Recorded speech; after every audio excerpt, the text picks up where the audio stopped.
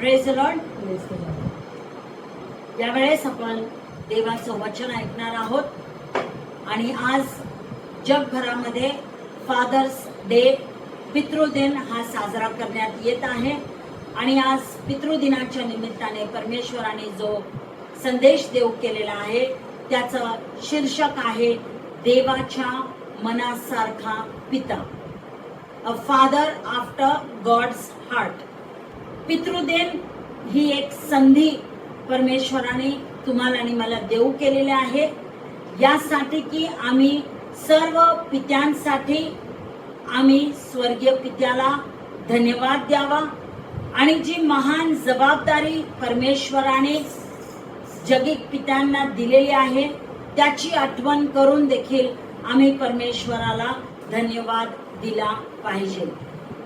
एक धार्मिक पिता जो आहे तो फक्त पुरवठा करणारा नसतो, पण तो आध्यात्मिक पुढारी असतो, तो रक्षणकर्ता असतो, तो एक शिक्षक असतो आणि तो एक स्वतःचं उदाहरण जे आहे ते आपल्या लेकरांसमोर ठेवणारा तो असतो. आणि म्हणून जगिक पिता हा परिपूर्ण आहे असं नाहीये.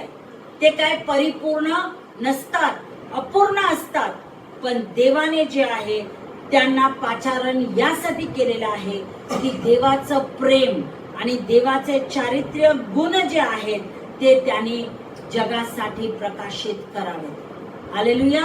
आणि म्हणून एक विशेष पाचारण या पितांना दिलेलं आहे. म्हणून आज आपण देवाच्या वचनांमधून एक 4 गुणधर्म जे आहेत किंवा 4 वैशिष्ट्य आहेत धार्मिक पित्याचे ते आज आपण वचनामधून आपण शिकणार आहोत. हालेलुया. तर पहिलं जे वैशिष्ट्य हे आहे ते असं आहे की एक धार्मिक पिता जो आहे तो आपल्या कुटुंबाचे आध्यात्मिक मार्गदर्शन करतो. एक धार्मिक पिता आपल्या कुटुंबाचं आध्यात्मिक मार्गदर्शन करतो. यहोशवा आपल्या पुस्तकामध्ये लिहितो, यहोशवा 24 वचन 15, जॉशुआ चॅप्टर 24 वर्स 15, मी आणि माझे घराणे तर परमेश्वराची सेवा करणार. हालेलुया. तर या ठिकाणी जोशुआ जे आहे ते या ठिकाणी एक वैयक्तिकरित्या जोशुआने निर्णय घेतलेला आपल्याला पाहायला मिळतो आणि तो या ठिकाणी फक्त स्वतः देवाची सेवा करणार असं म्हणत नाही, तर तो त्याच्या घराण्याला सुद्धा देवाची सेवा करण्याकरिता त्यांचं देखील तो मार्गदर्शन करणार आहे. आणि म्हणून एका पित्याची सर्वात मोठी जबाबदारी फक्त घराण्याचा पुरवठा करणं किंवा त्यांना चांगलं अन्न वस्त्र देणं किंवा त्यांना चांगलं शिक्षण देणं किंवा धनसंपत्ती देणं एवढंच नाही, तर त्याने आपल्या कुटुंबाला जे आहे देवाची सेवा करण्याकरिता मार्गदर्शन दिलं पाहिजे. जसं यहोशवाने त्याच्या कुटुंबाला देवाची सेवा करण्यासाठी त्यांचं मार्गदर्शन केलं, तसंच प्रत्येक जगिक पित्याने आपल्या कुटुंबाचं देवाची सेवा करण्याकरिता मार्गदर्शन हे केलं पाहिजे. दुसरं उदाहरण आम्हाला पवित्र शास्त्रामध्ये मिळतं ते उदाहरण अब्रामाचं आहे आणि उत्पत्ती याचा 18वा अध्याय वचन 19 मध्ये देव काय म्हणतो हे आपण पाहूया. जेनेसिस चॅप्टर 18 वर्स 19, मी त्याची निवड केली आहे ती अशासाठी की त्याने आपल्या लेकरास व आपल्या पश्चात आपल्या घराण्यास आज्ञा द्यावी आणि त्याने न्यायनीतीने वागण्यासाठी परमेश्वराचा मार्ग आचरावा. आणि हे अशासाठी की परमेश्वर अब्रामाविषयी जे बोलला ते त्याने त्यास प्राप्त करून द्यावे. हालेलुया. देवाने अब्रामाची निवड केली. देवाने अब्रामावरती विश्वास ठेवला की अब्राम त्याच्या लेकरांना आणि त्याच्या पश्चात येणारा जे काही त्याचं घराणं आहे किंवा जी काही त्याची पिढी आहे त्या सर्वांना तो देवाचा मार्ग शिकवेल. एवढंच नव्हे तर अब्राहमाला एक जबाबदारी देण्यात आलेली होती आणि ती जबाबदारी काय होती? आपल्या घराण्यास त्याने आज्ञा द्यावी आणि न्यायाने आणि नीतीने वागण्यासाठी आणि परमेश्वराचा जो मार्ग आहे त्या मार्गामध्ये चालण्याकरिता अब्राहमाने त्याच्या कुटुंबाला शिकवावं ही देवाची इच्छा होती आणि त्याकरिता देवाने अब्राहमाला निवडलेलं होतं. त्याचप्रमाणे आज देवाने जगामध्ये सर्व पित्यांची निवड यासाठीच केलेली आहे की त्याने आपल्या लेकरांना आणि त्यांच्या येणाऱ्या पिढ्यांना त्यांनी सुद्धा आज्ञा द्यावी, त्यांना न्यायाच्या आणि नीतीच्या मार्गाने चालण्यास त्यांना शिकवावं आणि देवाचे मार्ग जे आहेत त्याचा स्वीकार करून त्या मार्गावरती चालावं यासाठी देवाने जगातील पित्यांना पाचारण केलेलं आहे. आणि म्हणून जे जगिक पिता आहेत त्यांनी आपल्या कुटुंबासोबत दररोज प्रार्थना करावी, त्यांनी एकत्र बायबल वाचावं, त्याचप्रमाणे आपल्या लेकरांना त्यांनी चर्चला आणावं आणि स्वतः एक विश्वासाचे उदाहरण त्यांनी बनावं. तर ह्या सर्व गोष्टीची अपेक्षा देव जगिक पित्याकडून करतो आणि म्हणून जगिक पित्याने सुद्धा हे समजून घ्यावं की देवाने पिता होण्याची निवड त्यांची केलेली आहे आणि त्यांना देवाने ही आज्ञा दिलेली आहे जी त्यांनी अब्राहमाला दिलेली होती. आणि म्हणून एक जबाबदारी आपल्याला देवाकडून मिळालेली आहे हे समजून त्यांनी सुद्धा अब्राहमाप्रमाणे आपल्या घराण्यास आज्ञा द्यावी आणि न्यायाचा आणि नीतीचा मार्ग स्वीकारावा आणि त्याच्या अनुसार त्यांनी चालावं यासाठी त्यांनी आपल्या कुटुंबाचं मार्गदर्शन करावं.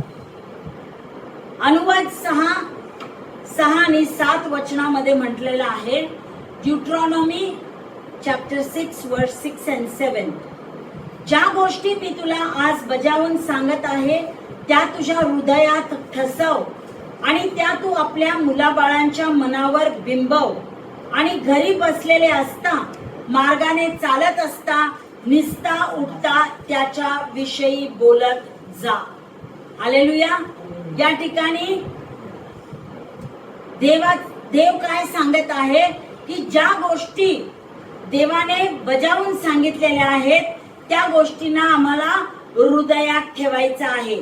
म्हणजे जे देवाचे शब्द आहेत त्याला आम्ही फक्त जे आहे देवाने दिलेले नियम आहेत हे समजून आम्ही तोंडपाठ करायचं नाही, तर ते देवाचे शब्द आम्ही काय करायचं आहे, स्वीकारायचं आहे, त्याचा आम्ही आत्मसात करायचा आहे, त्याच्यावरती आम्ही प्रीती करायची आहे आणि ते देवाचे शब्द जे आहेत ते आमच्या हृदयावरती आम्ही ठसवायचं आहे.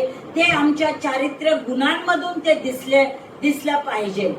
अशा प्रकारे आम्ही ते आमच्या हृदयामध्ये आम्ही त्याला ठसवायचं आहे. आणि एवढंच नव्हे तर देवाचं वचन सांगतं की आम्ही जे काही देवापासून ऐकलेलं आहे ते आम्ही आमच्या लेकरा बाळांना सांगायचं आहे. त्यांच्या मनामध्ये आम्ही त्यांच्यामध्ये मनावरती ते बिंबवायचं आहे. आणि कशा प्रकारे बिंबवायचं आहे तर आम्ही जे आहे ते निसता बसता उठता चालता फिरता जे आहे ते आम्ही सतत बोलत राहायचं आहे. ही एका पित्याची जबाबदारी आहे. हालेलुया. म्हणजे जो पित्याचा विश्वास आहे, ज्या देवावरती पित्याचा विश्वास आहे, तो विश्वास जे आहे तो आपल्या लेकरांमध्ये त्यांनी घालावा, ही त्या पित्याची जबाबदारी आहे. आणि सातत्याने दिवसभरामध्ये जे आहे ते त्यांनी त्याच्या मुला बाळांच्या मनावरती देवाचं वचन हे त्यांनी बिंबवत राहायचं आहे. हालेलुया. दिवसभरामध्ये, कारण तिथे लिहिलंय चालता बसता उठता निसता हे शब्द त्या ठिकाणी घातलेला आहे. म्हणजे दिवसभरामध्ये पिता जे काही कार्य करत आहे, ज्या ऍक्टिव्हिटीज तो करत आहे त्या करत असताना त्याने देवाचं वचन जे आहे ते लेकरांना सांगितलं पाहिजे, त्यांच्या मनामध्ये ते बिंबवलं पाहिजे. हालेलुया. दुसरी गोष्ट ही आहे की एक धार्मिक पिता प्रेम करतो आणि कळवळा दाखवतो. अ godly father loves and shows compassion. स्तोत्र संहिता 103 वचन 13. स्तोत्र संहिता 103 वचन 13. Psalms 103 verse 13. जसा बाप आपल्या मुलांवर ममता करीतो तसा परमेश्वर आपले भय धरणाऱ्यांवर ममता करीतो. हालेलुया. जसा बाप म्हटलेला आहे आपल्या मुलांवरती ममता करीतो, म्हणजे तो प्रेम करतो, तो त्यांना कळवळा दाखवतो, तसा परमेश्वर आपले भय धरणाऱ्यांवरती ममता करीतो. हालेलुया. म्हणजे प्रीती आणि कळवळा जी आहे ती दैवी पितृत्वाच्या खुणा आहेत. हालेलुया. एक दैवी पिता किंवा एक धार्मिक पिता जर म्हटलं तर त्याच्यामध्ये प्रीती असणं, त्याच्याकडे कळवळ्याचा आत्मा असणं फार गरजेचं आहे. हालेलुया. आणि देवाचं भय बाळगणारे जे आहेत त्यांच्यावरती देव प्रेम करतो. हालेलुया. म्हणून प्रत्येक पित्यामध्ये देवाचं भय असलं पाहिजे. एक आदरयुक्त भय देवासाठी असलं पाहिजे. देवासमोर उभं राहत असताना एक प्रेमळ आदर, प्रेमळ सन्मान त्यांचा देवाच्या प्रती असला पाहिजे. आणि देव जे काही त्यांना सांगतो, ज्या आज्ञा त्यांना देतो, त्या आज्ञा सर्व पित्याने पाळायच्या आहेत. त्याचं आज्ञा पालन करायचं आहे आणि देवावरती त्यांनी विश्वास ठेवून जीवन जगायचं आहे.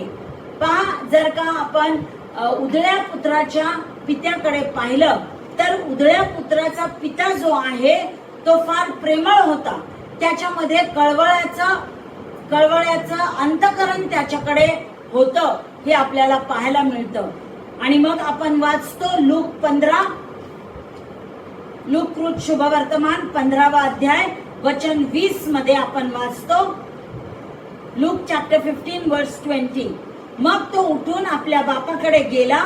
तो दूर आहे तोच त्याच्या बापाने त्याला पाहिले आणि त्याला त्याचा कळवळा आला आणि धावत जाऊन त्याच्या गळ्यात गळा घालून त्याने त्याचे मुखे घेतले.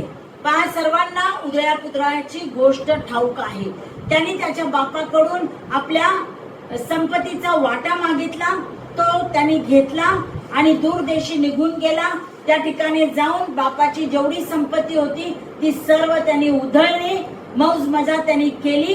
आणि त्यानंतर त्याचा सर्व पैसा संपत्ती संपल्यानंतर त्याचं हाल व्हावं लागलं. डुकरांना घातलेलं अन्न जे आहे ते त्याला खावं लागत होतं. आणि मग त्याला बापाच्या घराची आठवण होते आणि तो बापाच्या घरी परत येतो.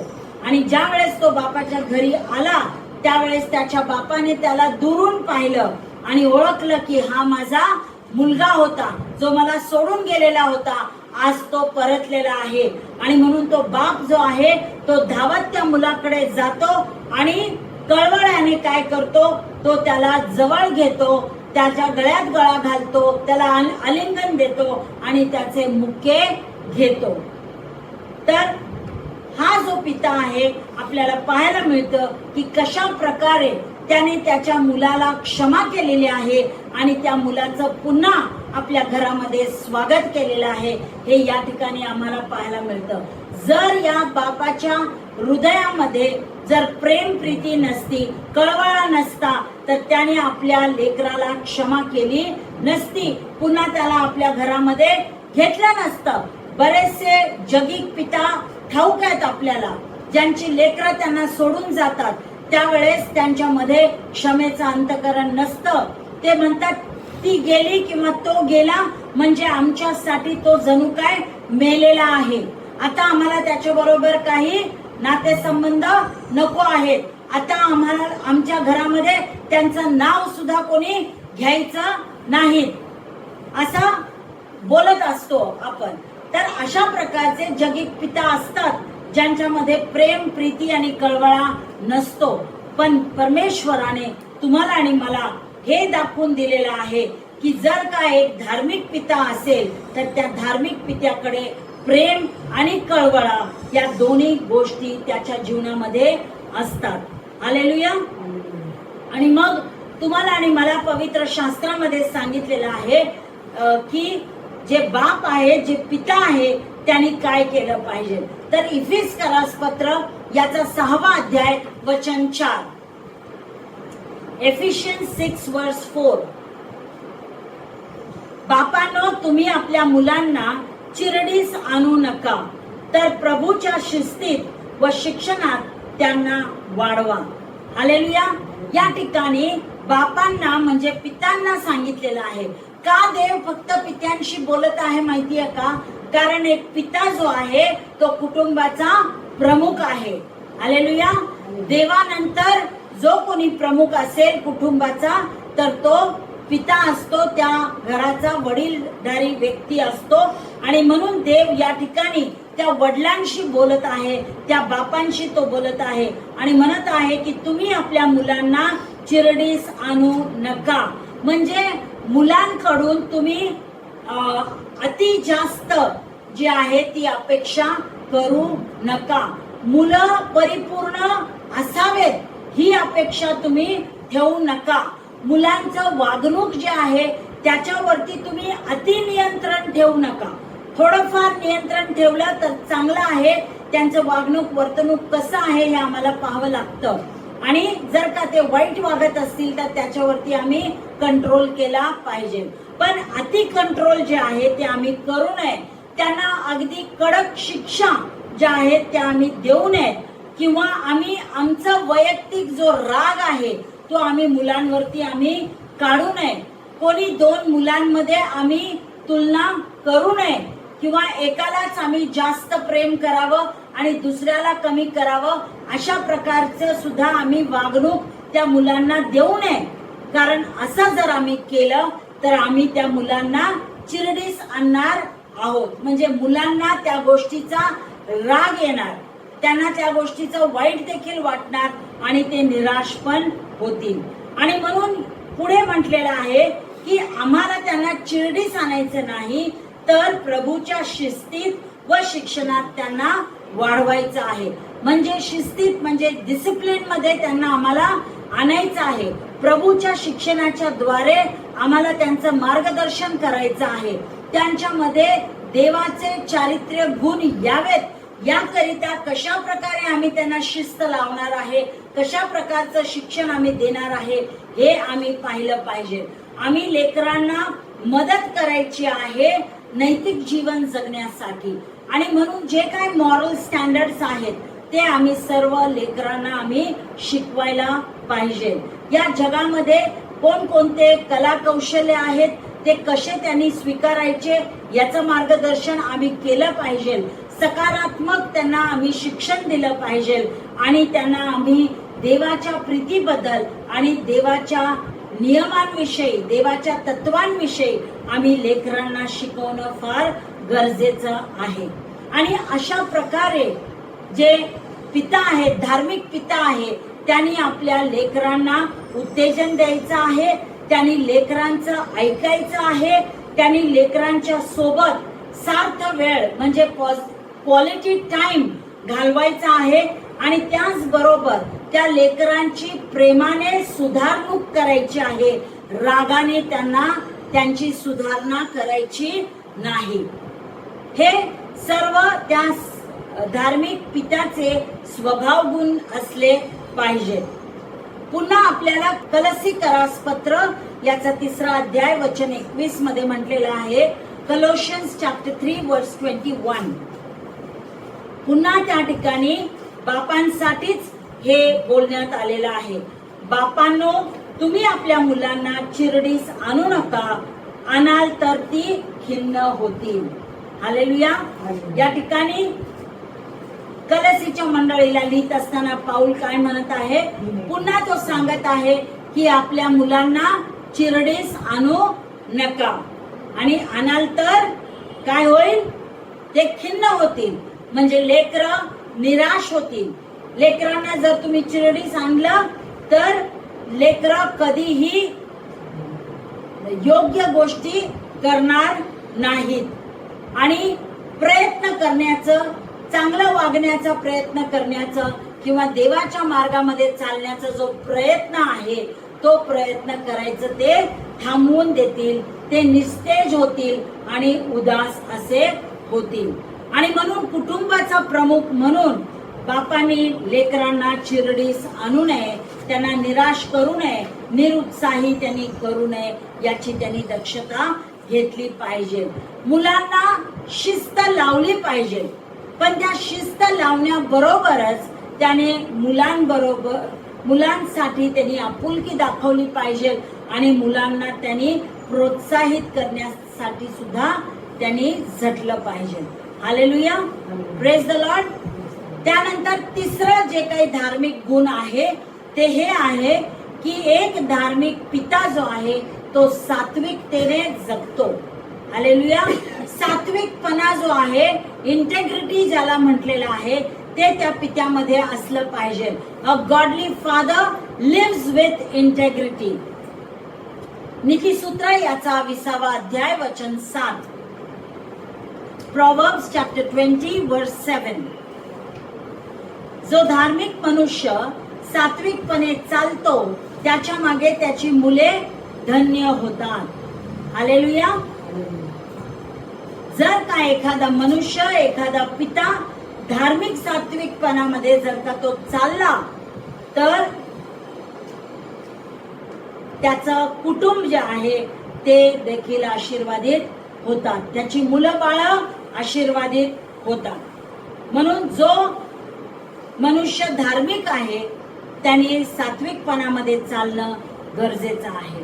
आणि जर ते सात्विकपणामध्ये चालले तर फक्त तेच आशीर्वादित होत नाहीत, तर त्यांची मुलं बाळे आणि येणाऱ्या पिढ्या सुद्धा आशीर्वादित होतात. हालेलुया. आणि म्हणून त्यांना नैतिक जीवन जगलं पाहिजे आणि आत्मिक विश्वासामध्ये जीवन जगलं पाहिजे. कारण भौतिक मालमत्तेपेक्षा चारित्र्य अधिक महत्वाचं आहे. Hallelujah, praise the Lord.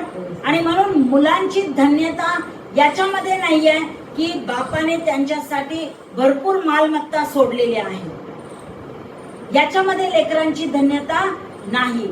लेकरांची धन्यता पवित्र शास्त्राप्रमाणे कशात आहे तर ज्या वेळेस त्यांचा बाप धार्मिकतेमध्ये आणि सात्विकपणामध्ये चालतो त्याच्यामध्ये लेकरांची धन्यता आहे. हालेलुया.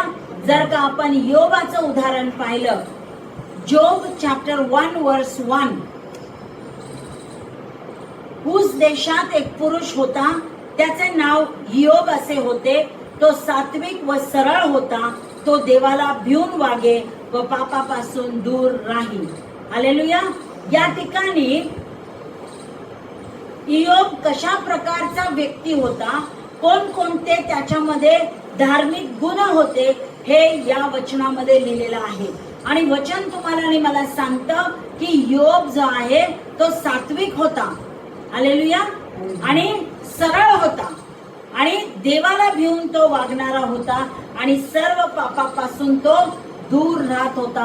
म्हणजे याचा अर्थ तो पवित्र जीवन जगण्याचा प्रयत्न तो करत होता. एवढंच नव्हे तर पुढे त्यांनी 5व्या वचनामध्ये काय लिहिले पहा. 5व्या वचनामध्ये म्हटलेलं आहे वर्स 5. हे भोजन समारंभ आटोपल्यावर इयोब त्यांना बोलवून आणून त्यांची शुद्धी करी. तो प्रातकाळी उठून त्या सर्वांच्या संख्ये इतक्या बलीचे हवन करी, कारण तो म्हणे की न जाणो माझ्या पुत्रांनी पाप केले असेल आणि आपल्या मनाने देवाचा अवेर केला असेल, असा योबाचा नित्यक्रम असेल. हालेलुया. तर या वचनाच्या द्वारे तुम्हाला आणि मला हे समजतं की योब नियमितपणे आपल्या लेकरांसाठी तो प्रार्थना करत होता.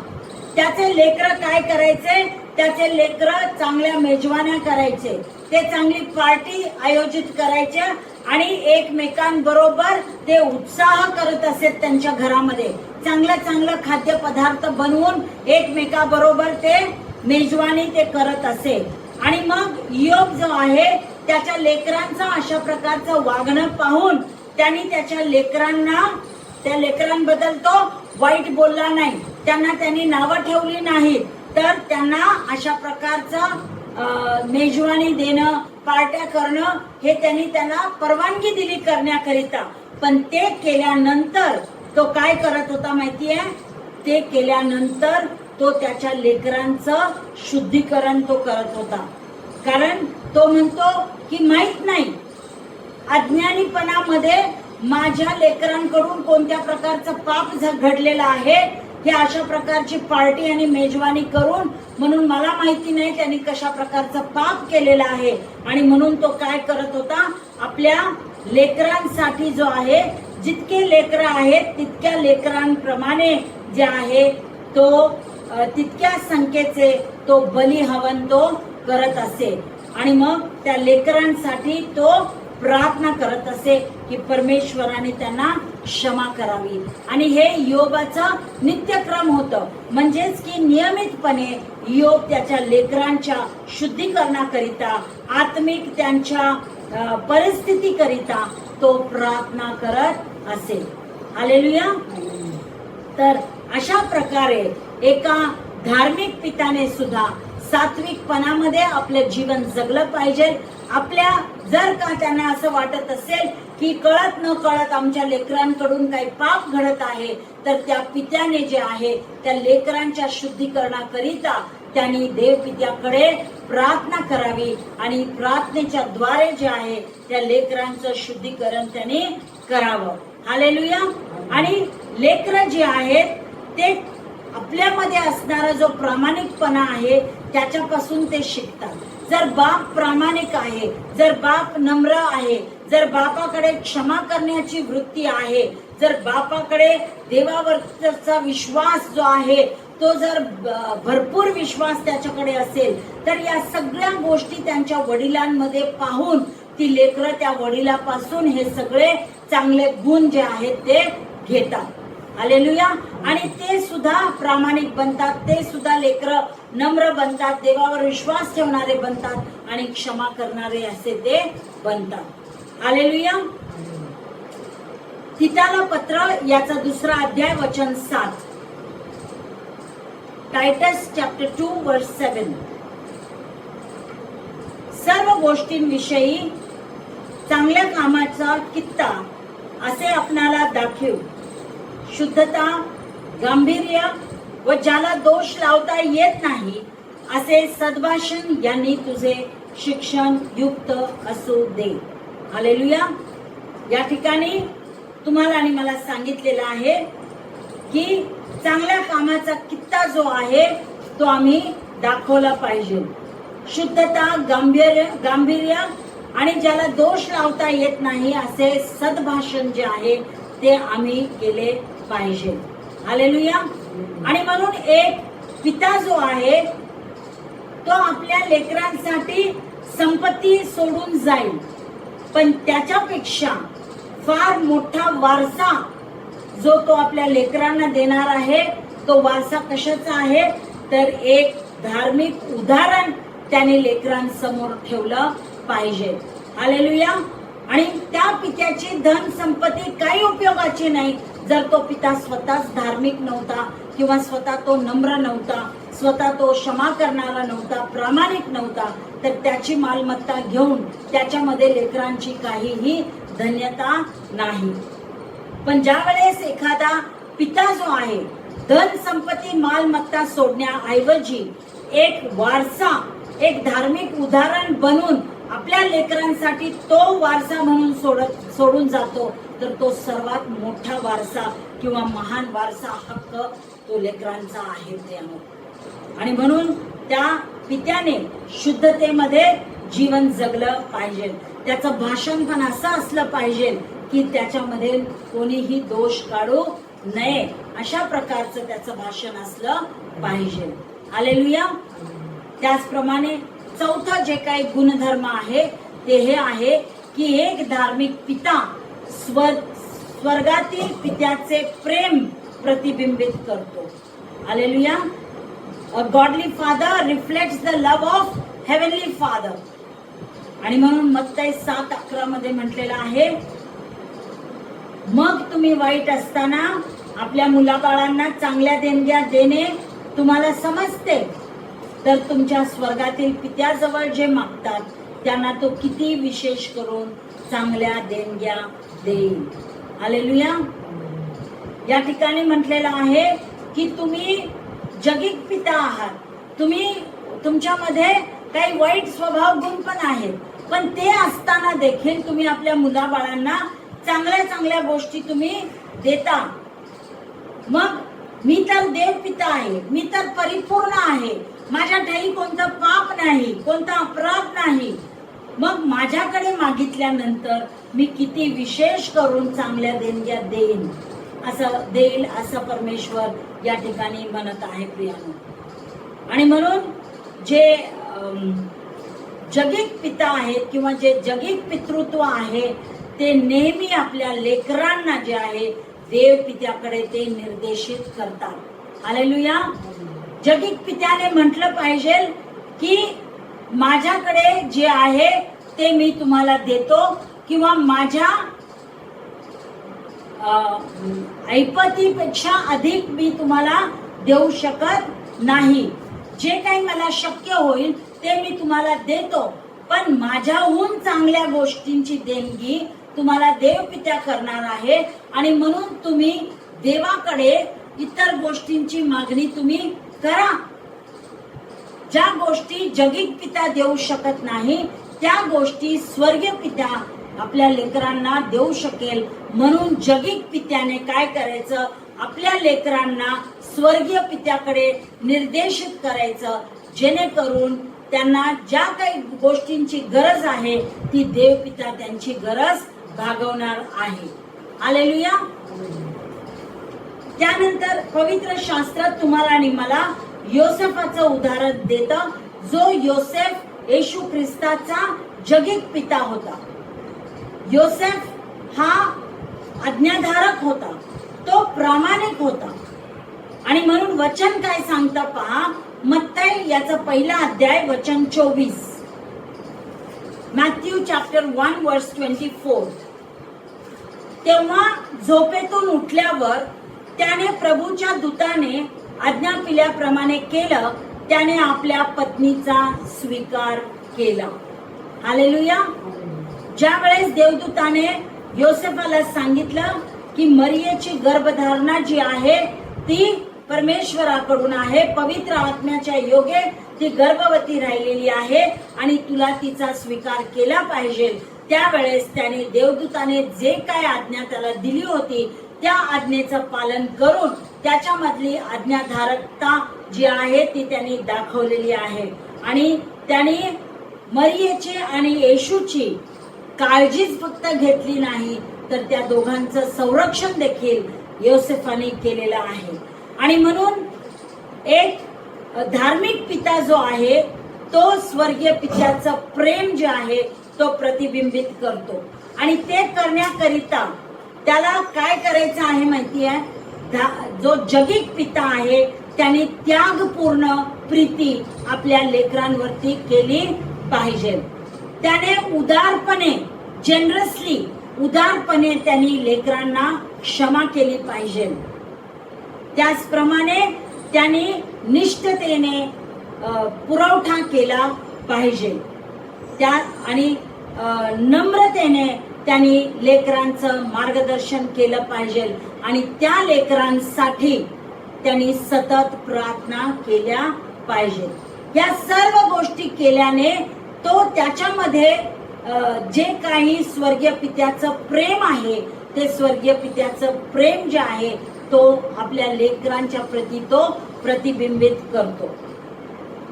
आणि म्हणून पाऊल सुद्धा करिंथच्या मंडळीला लिहित असताना करिंथकरास पहिलं पत्र याचा 11वा अध्याय आणि वचन 1, 1 Corinthians chapter 11 verse 1 तिथे म्हणतो की जसा मी ख्रिस्ताचे अनुकरण करणारा आहे तसे तुम्हीही माझे अनुकरण करणारे व्हा. हालेलुया. मग जो धार्मिक पिता आहे, जो जगिक धार्मिक पिता आहे, त्याने ख्रिस्ताचं अनुकरण केलं पाहिजे आणि ख्रिस्ताचे स्वभाव गुण जे आहेत ते त्याच्यामध्ये दिसले पाहिजेत. आणि मगच तो आपल्या लेकरांना सांगू शकतो की मी जसं ख्रिस्ताचं अनुकरण करतो तसं तुम्ही सुद्धा ख्रिस्ताचं अनुकरण आणि माझं अनुकरण तुम्ही करा. Hallelujah, praise the Lord. आणि पाचवी गोष्ट ही आहे की परमेश्वर पितृहीनांचा पिता आहे. हालेलुया. सर्वांकडेच एक प्रेमळ जगिक पिता आहे असं नाही. काही लोकांकडे पिता नाही, म्हणजे त्यांचे वडील असून सुद्धा ते त्यांच्या सोबत राहत नाहीत, ते गैरहजर आहेत. आणि काही असे आहेत ज्यांचे पिता जे आहेत ते प्रभूमध्ये झोपी गेलेले आहेत. आणि मग तुम्हाला आणि मला स्तोत्रकरिता स्तोत्र 68 आणि वचन 5 मध्ये सांगतो, Psalm 68 verse 5, पितृहीनांचा पिता, विधवांचा कैवारी असा देव आपल्या पवित्र निवासस्थानी आहे. हालेलुया. तर या वचनावरून तुम्हाला आणि मला समजतं की आमचा स्वर्गीय पिता जो आहे तो पितृहीनांचा तो पिता आहे. आणि म्हणून कोणीही असं म्हणू नये की माझा पिता माझ्या बरोबर राहत नाही किंवा माझे पप्पा जे आहेत ते मरून गेलेले आहेत आणि मग मला बाप नाही, अशा प्रकारची कुरकुर बडबड आम्ही करू नये. जरी आमच्याकडे जगिक पिता नसेल तरी आमच्याकडे स्वर्गीय पिता आहे. आणि तो स्वर्गीय पिता जो आहे तो आमच्यावर प्रीती करतो, तो आमची काळजी घेतो, तो आमच्या सर्व गोष्टींचा तो पुरवठा तो आम्हाला करतो. म्हणजे जे काही आमचा जगिक पिता करतो त्याहून अधिक स्वर्गीय पिता आमच्यासाठी तो करेल. हालेलुया. आमच्या सर्व गरजा पुरवण्याकरिता तो समर्थ देव आहे. आणि म्हणून आम्ही म्हटलं पाहिजे की जरी आमच्याकडे जगिक पिता नाही तरी आमचा स्वर्गीय पिता जो आहे तो आमच्या बरोबर आहे. त्याने आम्हाला कधीही सोडलेलं नाही, कधीही त्यागलेलं नाही. आणि तो आम्हाला तो आमचा सांभाळ करत आहे आणि तो आमच्या सर्व गरजांचा पुरवठा देखील करत आहे. म्हणूनच मगाशी सुद्धा आपण जे गीत गायलं त्याच्यामध्ये आपण काय म्हटलं, तूच माझी आई, तूच माझा पिता, तूच माझा सर्वस्व प्रभू. हे आपण गीताच्या द्वारे बोललो. त्याचा अर्थ हाच आहे की जरी माझ्या या जगामध्ये जरी मला आई नसेल, जरी मला बाप नसेल, तरी मी त्या गोष्टीचा शोक करायचा नाही, मी निराश व्हायचं नाही. कारण माझा स्वर्गीय पिता जो आहे तोच माझा बाप आहे, तोच माझी आई आहे आणि तो माझा सांभाळ करणारा परमेश्वर आहे. हालेलुया. रोमकरास पत्र याचा 8वा अध्याय वचन 15 मध्ये वचन तुम्हाला आणि मला सांगतं की पुन्हा भीती बाळगावी असा दासपणाचा आत्मा तुम्हाला मिळाला नाही, तर ज्याच्या योगे आपण अब्बा बापा अशी हाक मारतो असा दत्तकपणाचा आत्मा तुम्हाला मिळाला आहे. हालेलुया. या ठिकाणी सांगण्यात आलेलं आहे की तुम्हाला आणि मला आता दासपणाचा आत्मा नाही, तो आम्हाला मिळालेला नाहीये, तर आम्हाला दत्तकपणाचा आत्मा आम्हाला मिळालेला आहे. म्हणजेच की प्रभू येशू ख्रिस्ताच्या द्वारे देव पित्याने तुम्हाला आणि मला दत्तक घेतलेला आहे आणि देवाच्या कुटुंबामध्ये तुम्हाला आणि मला त्यांनी समावून घेतलेला आहे. आणि आज येशू ख्रिस्ताच्या द्वारे तुम्ही आणि मी देवाचे दत्तक पुत्र आणि कन्या आपण आहोत. आणि म्हणून इथून पुढे आम्हाला दासपणाचा आत्मा मिळालेला नाही. ज्याने कोणी प्रभू येशूचा स्वीकार केलेला आहे त्या सर्वांना दत्तकपणाचा आत्मा मिळालेला आहे. आणि तो आत्मा आम्हाला मिळाल्या कारणाने आम्ही जो आमचा स्वर्गीय पिता आहे त्याला आम्ही हक्काने अब्बा पिता, अब्बा बापा म्हणून आम्ही हाक मारू शकतो. हालेलुया. Praise the Lord. आणि म्हणून परमेश्वर जो आहे तो पितृहीनांचा पिता आहे असं म्हणण्यात आलेलं आहे. तर आज या जगामध्ये सर्वत्र पितृदिन साजरा करत आहे. सर्व मंडळांमध्ये पितृदिनानिमित्त विशेष जे आहे संदेश देण्यात आलेले आहेत. त्याचप्रमाणे आज तुमच्या आणि माझ्या बरोबर सुद्धा आज संदेशाच्या द्वारे देव तुमच्या आणि माझ्या बरोबर बोललेला आहे. आणि जगामध्ये असणारे जे कोणी पिता आहेत त्यांची काय गरज आहे, अशांची गरज कशासाठी आहे, का या जगाला अशा धार्मिक पितांची गरज आहे, ते आपण पाहिलेलं आहे की हे जे धार्मिक पिता आहेत ते कुटुंबाचे आध्यात्मिक मार्गदर्शन करतील, ते कळवळ्याने प्रेम करतील आणि ते सात्विकपणाने जीवन जगतील, हे आपण पाहिलं. आणि त्याचबरोबर परमेश्वराचं जे व्यक्तिमत्व आहे ते त्यांच्याद्वारे प्रतिबिंबित ते करतील. तर हे सर्व जे काही धार्मिक गुणधर्म आहेत ते जगिक पित्यामध्ये असणं गरजेचं आहे. मगच त्यांची लेकरं आशीर्वादित होतील आणि लेकरच नव्हे तर त्यांच्या पिढ्या देखील आशीर्वादित होतील. आणि म्हणून एखाद्या जगिक पित्याने त्याचं यश जे आहे ते संपत्ती अनुसार त्याचं यश मोजू नये किंवा त्याचा जो काही समाजामध्ये दर्जा आहे त्यावरून त्यांनी असं म्हणू नये की समाजामध्ये मला उच्च दर्जा आहे म्हणजे मला भरपूर यश प्राप्ती झालेली आहे. तर त्याची यश प्राप्ती जी आहे ती देवाच्या विश्वासूपणावर किंवा त्याचा देवावर असणाऱ्या निष्ठेवरती ते अवलंबून असलं पाहिजे. हालेलुया. आणि म्हणूनच आपल्याला नीतिसूत्रामध्ये वचन सांगतं, नीतिसूत्र 17 वचन 6, Proverbs chapter 17 verse 6, पुत्र पौत्र वृद्धांचा मुकुट होत, मुलांची शोभा त्यांचे वडील होत. हालेलुया. पुत्र पौत्र वृद्धांचा मुकुट होत. हालेलुया. म्हणजे ज्या वेळेस आम्ही वृद्ध होतो, ज्या वेळेस आम्ही वयस्कर होतो, वयाने ज्या वेळेस आम्ही वाढतो आणि आम्हाला लेकरं होतात आणि त्या लेकरांना लेकरं होतात, म्हणजे ज्या वेळेस आम्हाला नातवंड होतात, ती आमच्या वृद्ध काळामध्ये आम्हाला ते मुकुटाप्रमाणे ते आहेत. हालेलुया. म्हणजे पहा, आम्हाला जर का अभिमान असला पाहिजे तर तो आमचा अभिमान आमच्या लेकरा बाळांमध्ये असला पाहिजे. पण तो निस्वार्थी अभिमान आहे. हालेलुया. निस्वार्थी अभिमानाचा स्रोत जे आहे ते आमचे पुत्र पौत्र आहेत आणि त्यांच्यासाठी आम्ही एक चांगला वारसा जो आहे तो आम्ही सोडून गेला पाहिजे. आणि एवढंच नव्हे तर लेकरांसाठी सुद्धा म्हटलेलं आहे की मुलांची शोभा कोण आहे तर त्यांचे वडील आहेत. हालेलुया. जर का एखादा वडील धार्मिक असेल, नीतीने वागणारा असेल, प्रेमळ असेल, तर तो जे आहे आपल्या लेकरांसाठी तो एक सन्मानाचा तो कारण आहे आणि लेकरांची ओळख त्याच्या ओळखीपासून होते. जेव्हा लेकरांकडे जग पाहतं त्यावेळेस लेकरांसाठी काय म्हणतं की ही लेकरं जी आहेत ती त्या धार्मिक पित्याची लेकरं आहेत. ही लेकरं जी आहेत ती जो व्यक्ती सात्विकतेने वागतो त्याची ही मुलं आहेत. जो व्यक्ती प्रेमळ आहे, जो व्यक्ती सात्विकतेने जीवन जगतो, सरळ मार्गाने जीवन जगतो, जो धार्मिक आहे, विश्वासू आहे, त्याची ही मुलं आहेत. म्हणून मुलांची ओळख जी आहे ती बापामुळे होत असते. हालेलुया. आणि म्हणून मुलांची शोभा कशामध्ये आहे तर मुलांची शोभा त्यांच्या वडिलांमध्ये आहे. हालेलुया.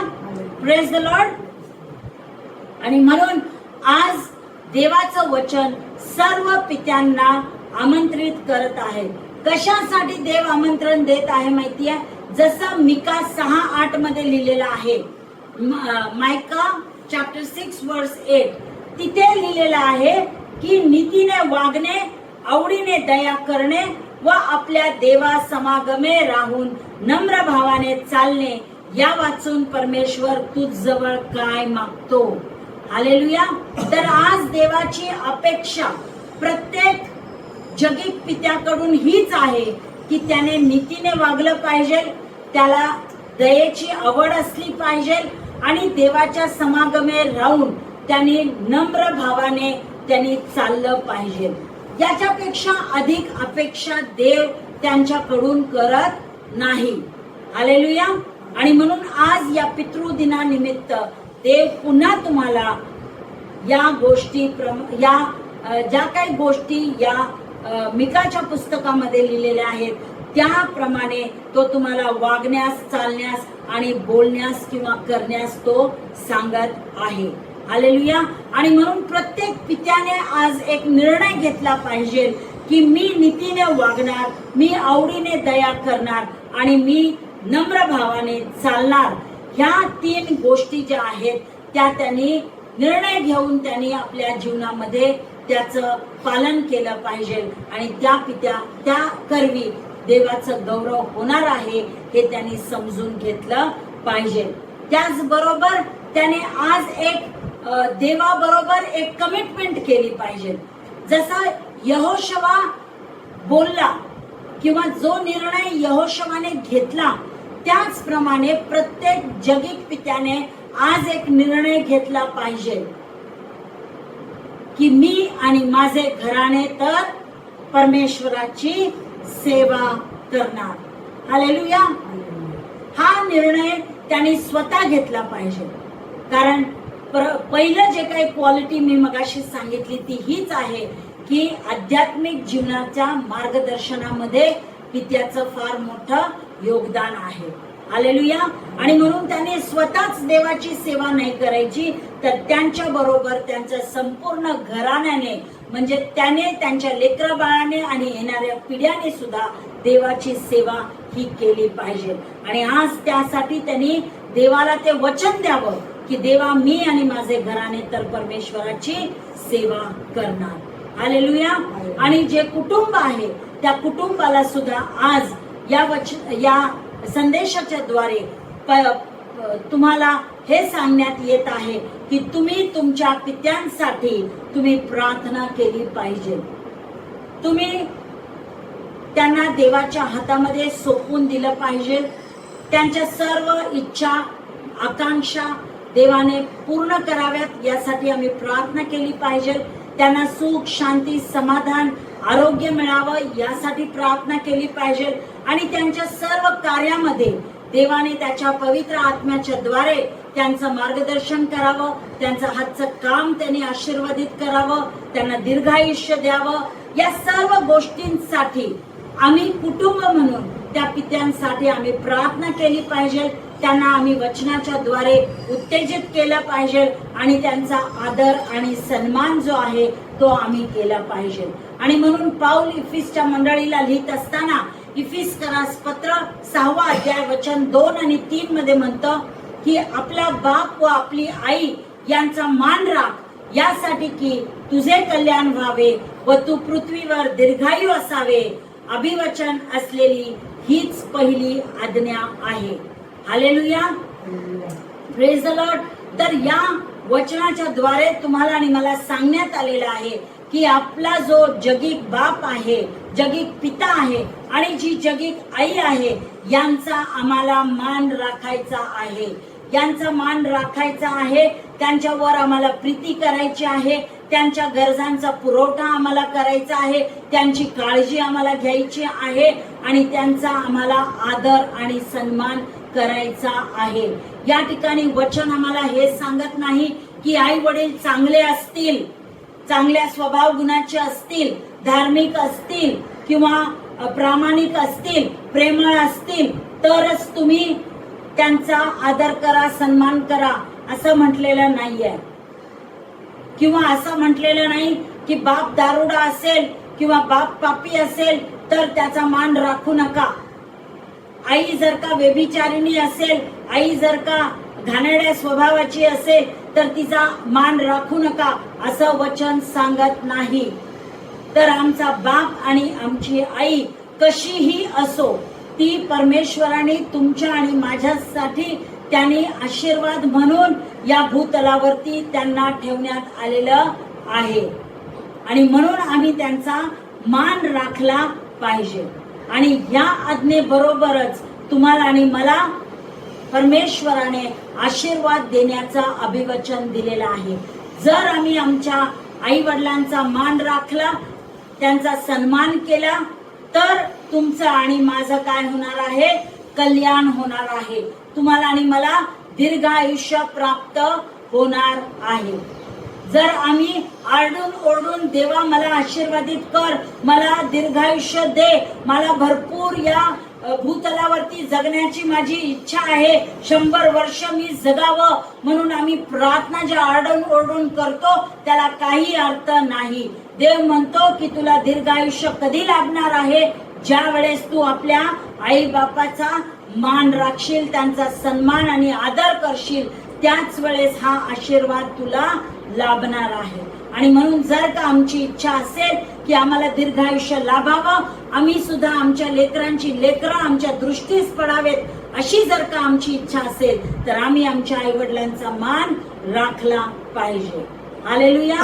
आणि म्हणून आज परमेश्वराने जे काही तुम्हाला आणि मला वचनामध्ये शिकवलेलं आहे त्याप्रमाणे जगीत पित्याने तशा प्रकारे त्यांनी आपलं जीवन जे आहे ते जगलं पाहिजे.